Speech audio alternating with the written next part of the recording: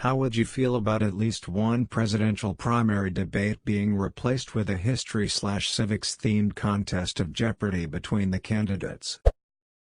People who are saying it wouldn't have much value may have a point, but it wouldn't be any more useless than the bullshit they do now.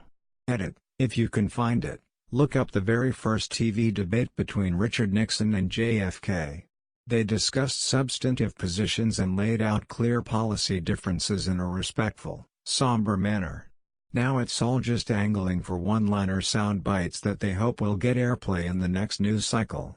Edit 2, I feel a deep sense of satisfaction that my top comment of all time expresses my frustration at the inanity of the current political process in the U.S.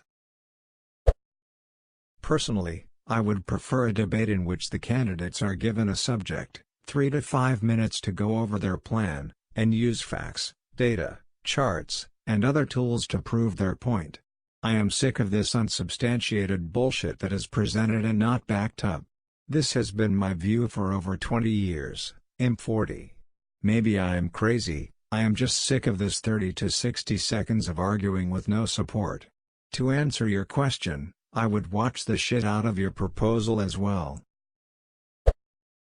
No, just because I can't stand the thought of, Bernie thinks the capital of Alaska is Anchorage. Trump doesn't know the year Montana was founded. Warren doesn't even know where Guam is.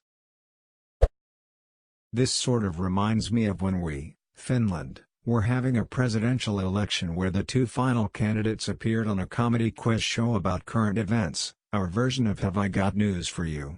The candidate who was much more funny in the show won the election, and the other candidates' people would complain that voters seemed to have been sold on basically impromptu humor and a good performance in TV, as if that sort of thing didn't already swing elections whether they're on a comedy show or not. The suggestion in this thread is at least about something more important than just the week's news, so why not do it? Sounds really biased toward people who know things. I like it. Probably more useful in the general though.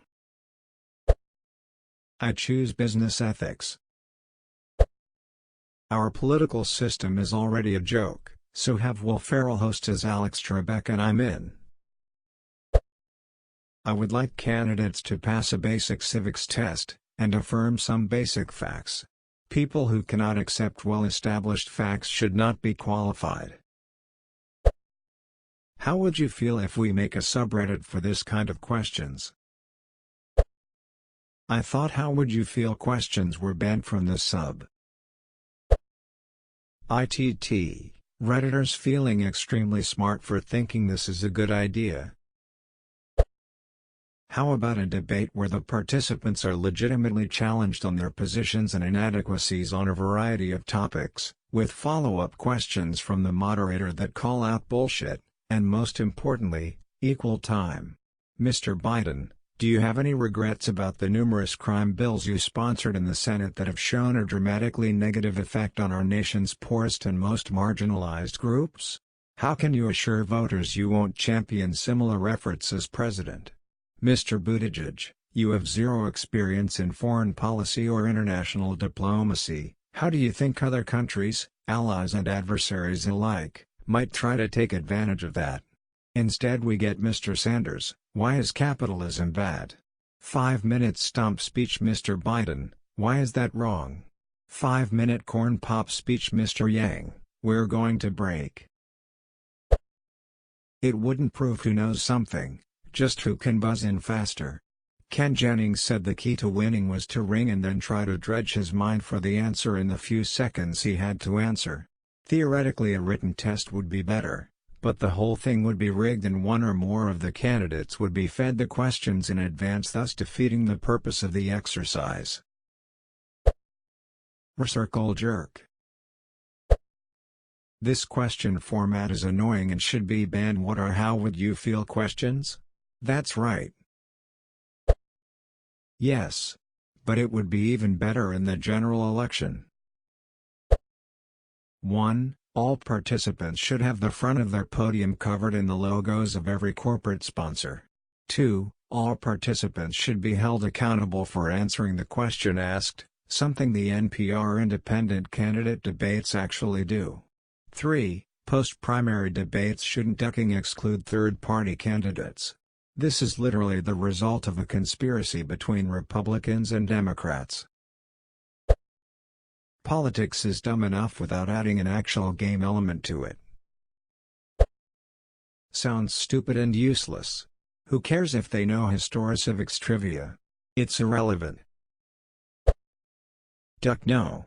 Granted, I would like to know the person I am voting for is semi-well educated, but knowing obscure trivia about how the state lines were drawn or deep knowledge about the Civil War doesn't equate to understanding modern-day geopolitics and/or economics. Frankly, here's a more radical idea that I'm 100% behind: abolish the debates. People can already tell just based on the platform and how the public media discourse is carried out who they are going to support, and one thing 2016 proved among many is that the debates clearly don't matter. All the debates do is serve to reinforce the stupid base awkward cult of personality-driven campaigns that we should all be sick of at this point. Abolish them. Anybody who says they need to see the debates to make a decision is either lying or deciding on purely superficial qualities. Have them do target shooting with the guns they want to take away. 2020. The only one smart enough is Yang. I feel like the DNC and/or networks involved would leak questions to their favored candidate, like Donna Brazile did last cycle, tipping the scale and making the whole thing useless and misleading. Like Billy Madison?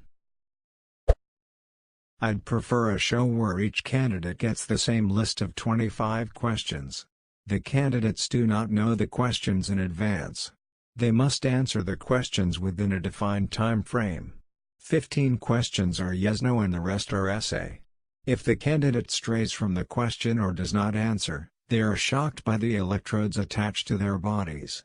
The more they evade the question, the higher the voltage climbs on the shock. Each candidate is brought on stage one at a time while the rest wait off stage in a secured room. The candidates are called to answer in random order. It would just prove that none of the candidates are knowledgeable about US history and thus none of them are worthy of being president.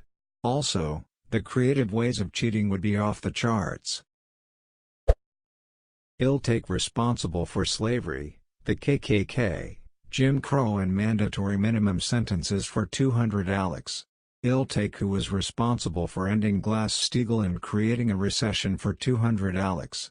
I'll take this former First Lady and 2016 presidential candidate left about getting a pedophile off in court for 1,000 Alex.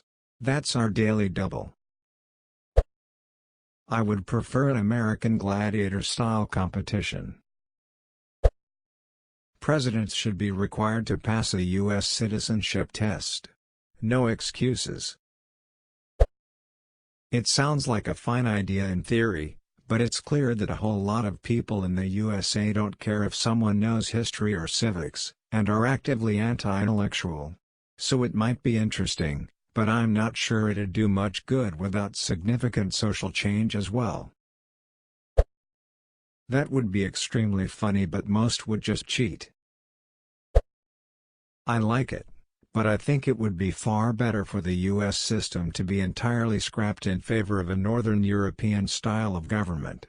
They are less prone to having crazies take over, and reward cooperation rather than incentivizing blocking the other party, like the US system does. I choose business ethics. Screw that, make it an exam. Pass, you can run. Fail, you duck off forever.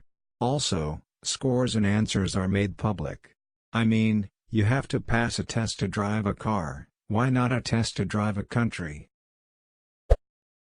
Not a good idea. I'd answer every question perfectly and in detail and trust when I say that I'm not likely to be a good president. So much of campaigning is really selling yourself as opposed to selling your policies, so it's actually be a better use of time. Why not cut the bullshit and let's just have some fun, right? Presidents should be elected based on what they will do for the country, not whether or not they know the capital of Malawi. It comes off as a bit weird that this proposal comes from the same people that say school is useless and doesn't measure actual intelligence. Even if this stupid test did test intelligence, there were and are many smart brutal tyrants that use their intelligence to manipulate and gain power. This also comes from the wrong assumption that the identity of the president is more important than their actions. This idea is also an obstacle to lower-class people that didn't have quality basic education, and makes it harder for normal people like Jodo, as they will probably do worse than Mr. Politics guy that has been training for years for this. So in a nutshell, all this does is turn politics into a Jeopardy game, which a lot of people here don't understand the implications of this. Any candidate, good or bad, that dedicate their life to studying the game will come off on top, while anyone that doesn't won't.